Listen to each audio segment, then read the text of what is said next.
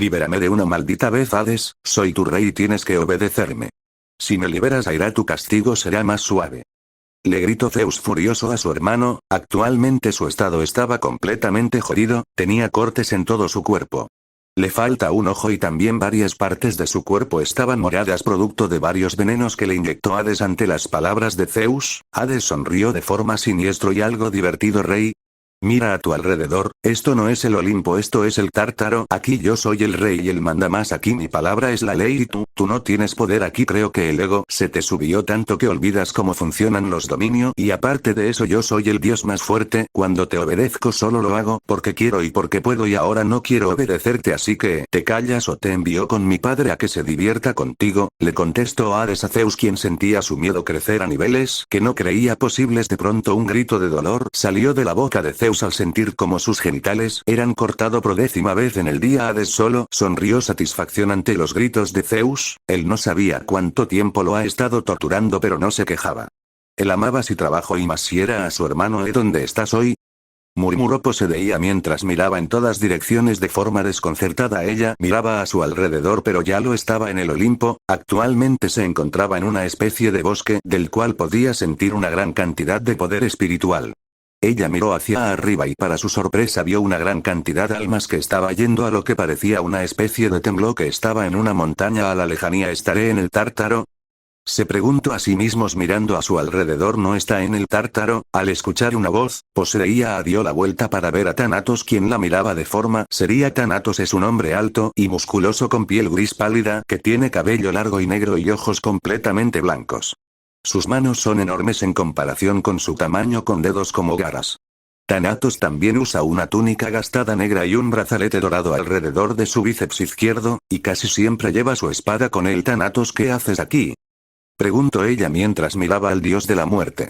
Ya se estaba preparando para una posible confrontación con el dios. Thanatos solo torció un poco la cabeza mientras miraba a la diosa. Este es el mundo espiritual, contestó él para confusión de Poseidea. ¿Mundo espiritual?, preguntó ella. Este es el mundo en donde las almas seleccionadas vienen a esperar su turno de reencarnar. A diferencia del Tártaro, si tus acciones no son tan buenas o tan malas vienes a parar aquí, contestó él de forma rápida y simple. Porque yo lo sabía de este lugar. Thanatos bufó un poco ante esa pregunta porque, estoy seguro que la mayoría de los miembros del consejo utilizarían este lugar para alguna de sus estupideces. Pocos son los dioses que saben de este lugar y me gustaría que se quedara así, contestó mientras se cruzaba de brazos. Ante eso, Poseidea le dio la razón a Thanatos. Estaba segura de que Zeus haría una estupidez o que Hades intentaría fusionar este lugar con el Tártaro para que ningún alma se escape de su dominio. Ella se quedó callado por unos segundos para luego soltar un suspiro. Thanatos, estoy aquí por Q. No pudo terminar ya que fue interrumpida por el dios de la muerte. Ya sé por qué estás aquí, contestó él. ¿Cómo?, preguntó Poseidea confundida de cómo Thanatos sabía la razón del por qué estaba aquí. Rea me lo dijo. Necesitas salvar a ese elemental y a los demás espíritus del agua, dijo él recibiendo un pequeño asentamiento de Poseidea. Para tu suerte, conozco la solución a tu problema. Eso sorprendió mucho a Poseidea. ¿Cómo él iba a saber eso? ¿Cómo?, preguntó ella. Thanatos sonrió ante esa pregunta. Él había estudiado y adquirido mucho conocimiento a través de los años. Uno de esos fue de cómo se crearon los distintos santuarios que mantienen vivos a los espíritus de la naturaleza, además de cómo crearlos. Aunque eso no podía hacerlo o si falta de poder, al menos conocía los pasos necesarios para hacer uno. Todo lo que tienes que hacer si hacer es buscar la semilla de la vida, le dijo Thanatos. ¿Semilla de la vida? Poseidea cada vez estaba más confundida. ¿Qué era esa semilla de la que estaba hablando Thanatos? La semilla fe, la vida, fue lo que usó Océano para crear el santuario. Esa semilla contiene 1/3 de su poder y junto con la esencia del pilar es capaz de regresar a su santuario a la normalidad, contestó Thanatos. Él directamente no iba a decirle cómo crear uno. ¿Dónde está la diversión si lo hiciera? ¿Y dónde se encuentra esa semilla de la vida? Thanatos solo apuntó en una dirección, a lo cual Poseidea volvió a ver a dónde apuntaba. Ella vio que apuntaba a la torre en donde la gran cantidad de almas que había, iban. La semilla se encuentra resguardada. Tienes que ir ahí y sacarla, pero no es fácil. Es resguardada por un guardián que hará hasta lo imposible para protegerla junto con las almas de ese lugar, explicó Thanatos de forma seria. Poseidea se quedó analizando las palabras de Thanatos. Ella tenía que ir ahí y sacar esa semilla y lo más probable es que tendría que pelear, lo cual sería fácil de hacer. Además de ganar, ¿puedes llevarme ahí?, Le preguntó ella a Thanatos, quien negó con la cabeza. Al estar aquí mi poder se me es reducido casi por completo. Mi único deber aquí es traer las almas para que esperen su reencarnación, luego es irme. Además, lo mismo pasa contigo, contestó para sorpresa de Posedeía, quien se dio cuenta de que Thanatos tenía razón. Por más que lo intentara no podía sentir su poder. Eso era muy malo, eso es como un mecanismo de defensa que tiene este lugar. Para mantenerse a salvo le quitará la mayor cantidad o si no todo el poder de un ser para evitar que hagan alguna estupidez aquí. Yo soy una pequeña excepción a esa regla, ya que mi trabajo traer las almas a aquí, decía Thanatos mientras se daba la vuelta para irse. ¿A dónde vas? Preguntó Posedeía. Voy de regreso, mi tiempo aquí terminó. Por cierto, ten cuidado. Como dije, este es el mundo espiritual, así que por aquí rondan ciertas almas de seres que pueden considerarse agresivos. A una cosa más, dijo mientras volvía a ver a Posedeía, este lugar por algún razón suele hacer que alguien tenga alucinaciones y una que otra visión de un futuro no muy lejano, o incluso el recuerdo de una persona al azar. Fue lo último que dijo Thanatos antes de que este se desvaneciera en un pequeño destello de luz de color negro. Posedeía solo se quedó admirando el lugar en donde desapareció Thanatos para luego soltar un suspiro lleno de cansancio para luego pasar a una expresión seria pero determinada. Ella iba a salvar a su amante aunque tenga que hacer lo imposible para hacerlo. El único problema era que no iba a poder utilizar todo su poder, pero eso ya lo solucionaría después. Hay cosas más importantes de las que tiene que encargarse ahora. ¿Qué pasó? Preguntó Apolo. Hace unos momentos todo la habitación se había iluminado fuertemente para luego regresar a la normalidad. ¿Y qué le pasó a la cerebro de algas?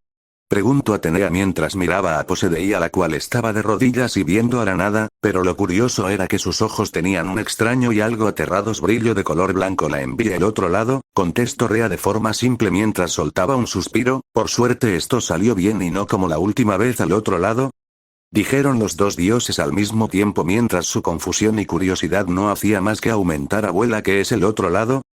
Preguntó Atenea mirando a su abuela. Lamentablemente no pueden saber eso, contestó de forma seria, causando que los dos, pero la Atenea, ella al ser la diosa de la sabiduría, no le gustaba no saber algo. ¿Por qué no?